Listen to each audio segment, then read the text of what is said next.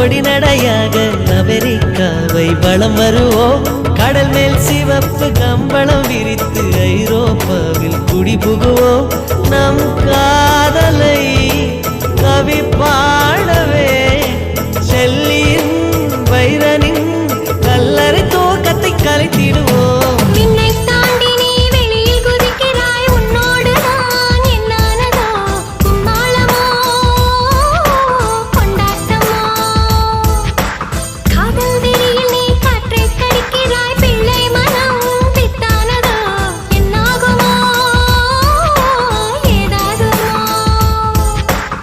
வாடை காற்றுக்கு வயசாச்சு, வாழும் பூமிக்கு வயசாச்சு. கோடி யுகம் போனால என்ன, காதலுக்கு எப்போதும் வயசாகாது.